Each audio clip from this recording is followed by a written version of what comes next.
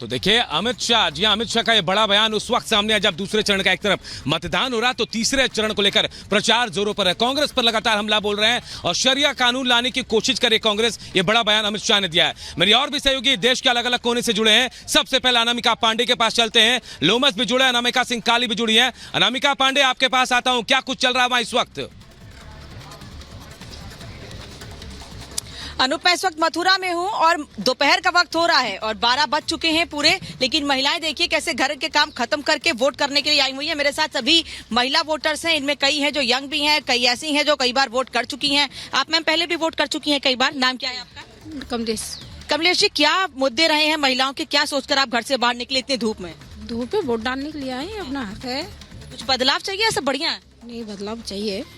हाँ जो प्रत्याशी अभी दिए हैं सभी पार्टियों ने, सबसे खुश हैं या जो काम अभी हुआ है बढ़िया है? हाँ, काम बढ़िया हो रहा है। काम बढ़िया हुआ है। आप बताइए क्या सोचकर वोट किया है आपने? कुछ बढ़िया चाहिए, कुछ अलग चाहिए, कुछ नया चाहिए? नहीं, बहुत कुछ बढ़िया हो भी गया और बहुत कुछ चाहिए भी, जो भी होना भी चाहिए।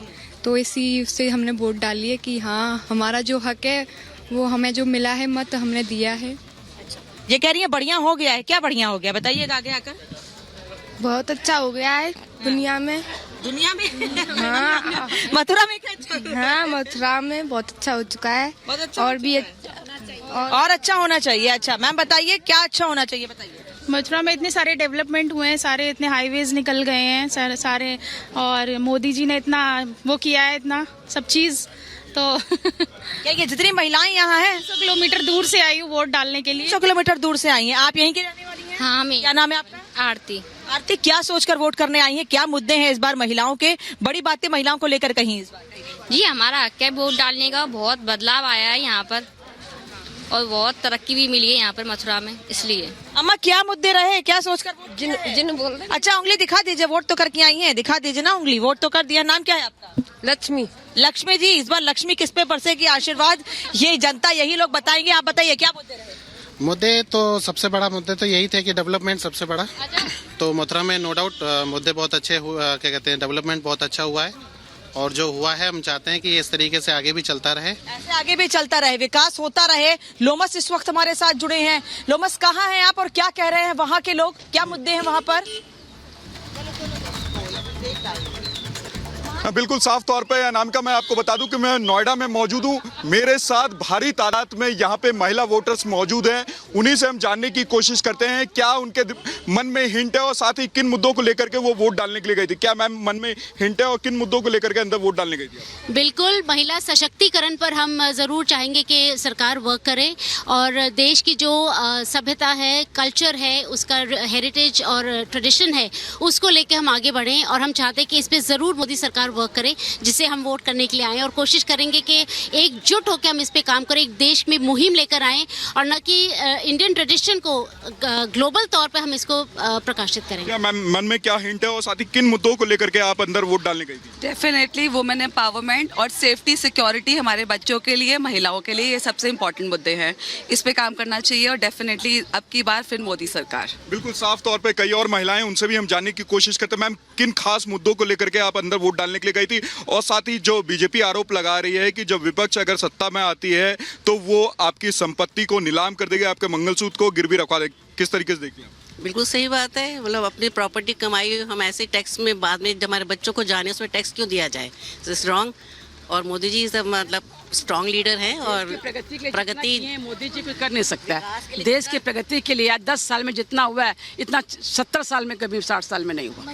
मैम, किस तरीके से आप देखती हैं, क्या हिंट लेकर के अंदर, मन में सवाल लेकर के अंदर गई थी? किन मुद्दों पे आपने ज्यादा गौर किया?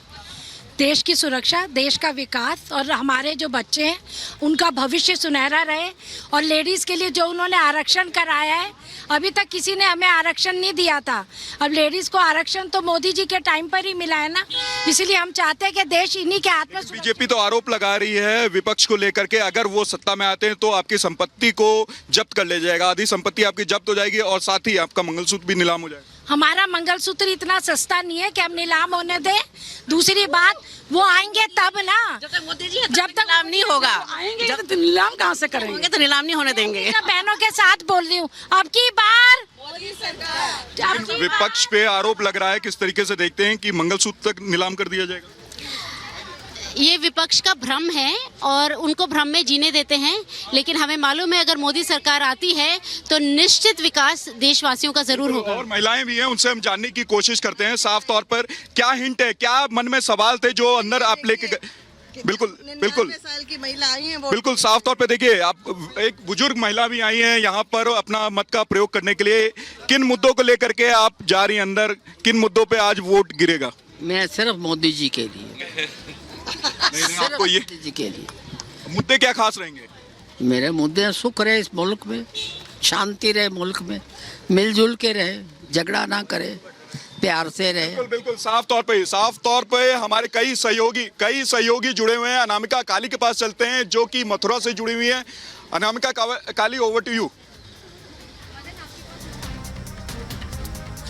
लोमस मैं यहाँ पे अमरावती से हूँ और देखिए अमरावती में मौसम यहाँ बदल गया, मौसम ने करवट ले ली है। पहले सुबह अच्छे खासे बादल थे, थोड़ा मौसम रात भरा था, लेकिन फिलहाल अच्छी खासी धूप हो गई है। लेकिन जो लोगों का जोश है वो कम होने का नाम नहीं ले रहा है। मेरी मौजूदगी एक पोलिंग बूथ पर और देखिए यहाँ लंबी कतार लगी हुई है।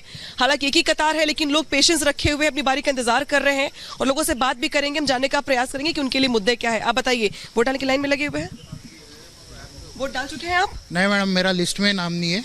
अच्छा। इसलिए मैं अभी यहाँ चेक करने आया हूँ। मैंने ऑनलाइन वगैरह जो कुछ प्लेटफॉर्म थे सब चेक किया, मगर कलेक्टर ऑफिस की जो नामुश्की है उसके कारण मेरा अभी नाम में लिस्ट में नाम नहीं है और मैं अपोजिट करता हूँ। डाल पाएंगे आप? नहीं, मैं अभी चेक करने आया यहाँ पे, पर ये लास्ट ऑप्शन है। अगर यही भी में मेरा अगर नहीं हुआ तो ये गवर्नमेंट ने मेरा वोटिंग राइट ये किया है। तो यानी कि कुछ देखिए जो वोटर्स हैं वो शिकायत भी कर रहे हैं इस बात की कि कुछ गड़बड़ी हुई है, ताकि जिसके चलते इनको दिक्कत हो रही है, वोट नहीं डाल पा रहे हैं। आप बताइए क्या मुद्दे हैं अमरावती के और क्या लगता है आपको कि बदलाव होगा इस बार या एक बार फिर से नवनीत राणा? एक बार नवनीत राणा। क्यों नवनीत राणा? बहुत काम किए है उन्होंने। अच्छा, कुछ काम हुआ इलाके में? हाँ, रास्ते वगैरह सब हुए हैं। इस बार तो बलवंत वानखेड़े भी चुनावी मैदान में है, क्या लगता है आपको कि इस बार वो कितना जोर लगा रहे हैं जीत को लेकर? वो जोर लगा रहे हैं लेकिन नवनीत राणा आने की। अच्छा, आप बताइए महिलाओं को लेके, चूंकि यहाँ पे एक प्रत्याशी महिला भी नवनीत राणा, महिलाओं को लेके माहौल कैसा है? कुछ बेहतर लगता है आपको पहले से? कुछ हालात बदले हैं? हालात बदले हैं, बहुत अच्छा काम कर रही है नवनीत राणा। महिलाओं के लिए स्पेशली पूछूं मैं आपको, महिलाओं के लिए कुछ काम हुआ है? हाँ, सब कुछ हो। आप बताइए महिलाओं के लिए, चूंकि नवनीत राणा आपके इलाके में सांसद भी है, वर्तमान में प्रत्याशी भी है बीजेपी की ओर से, उनका पलड़ा कितना भारी लग रहा है आपको? कुछ काम किया गया उनकी तरफ से? बहुत काम किया उन्होंने 5 साल और जमीन से रहे, वो हर एक के घर में गए, कुछ भी प्रोग्राम में बुलाओ कभी बुलाए और सब लोगों से मिलजुल के रहे और 100% वो आएंगे, ऐसा मुझे पूरा विश्वास है। अच्छा, आप बताइए रोजगार बड़ा मुद्दा है, बाकी इसके अलावा अलग अलग बहुत सारे मुद्दे और भी प्रभावी। आप बताइए लगता है कौन सा मुद्दा प्रभावी होगा या मोदी फैक्टर भारी है? नहीं, रोजगार का ही सबसे बड़ा फैक्टर है उसमें, और जो ग्राउंड पे जो एक्चुअल वर्क होना चाहिए वो अगर ज़्यादा होता है तो ही अच्छा रहता है। ठीक है, तो देखिए यहाँ पे जो महिला है उनके अपने मुद्दे हैं, जो पुरुष हैं जो रोजगार की बात कर रहे हैं, बाकी अन्य लोग भी हैं जो विकास की बात कर रहे हैं। सीधे रुक करते हैं मथुरा से अनामिका पांडे का। अनामिका बताएंगे आपको कि वहाँ पे क्या चल रहा है।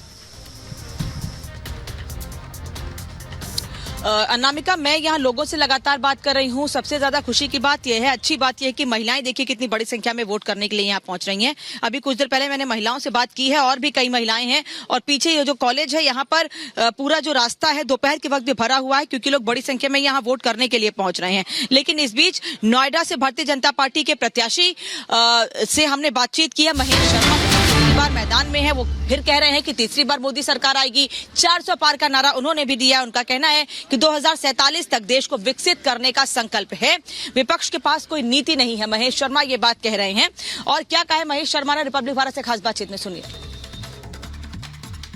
हमारे साथ बात करने के लिए डॉक्टर महेश शर्मा जी है। शर्मा जी, आज परीक्षा की घड़ी है, वोटिंग पोल्स शुरू हो गए हैं, किस तरीके से देखते हैं और वोटर्स को क्या कहेंगे आप? देखिए, आज तीसरी बार फिर से देश प्रधानमंत्री जी को चुनने जा रहा है नरेंद्र मोदी जी के रूप में। वो अपना एक अभिभावक देखते हैं, वो अपना एक मेंटर देखते हैं, एक लीडर देखते हैं, एक गुरु देखते हैं और एक ऐसा संरक्षक देखते हैं जो हर वक्त उनके साथ खड़ा है। देश की सीमाएं सुरक्षित हैं, देश विकास के मार्ग पर आगे चलकर 2047 तक जो हमारा विकसित मार्ग देश बनने का संकल्प है, उस संकल्प को पूरा करने की ओर देश अग्रसर है। बिल्कुल, विपक्ष की बात करें, विपक्ष अब इंडिया गठबंधन के साथ उतरा है और दूसरी तरफ बसपा ने भी अपना कैंडिडेट उतारा हुआ है। उनको किस तरीके से चुनौतीपूर्ण देखते हैं आप? देखिए, पिछले बार सारे उत्तर प्रदेश के अंदर सारे विपक्ष के लोग मिलकर एक थे, फिर भी हमारी जीत हुई थी, 3.5 लाख वोट के आसपास से जीत हुई थी।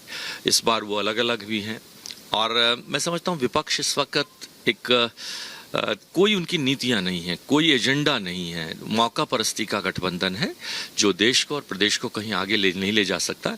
लोगों में विश्वास है कि अगर ये काम कोई कर सकता है तो नरेंद्र मोदी कर सकता है।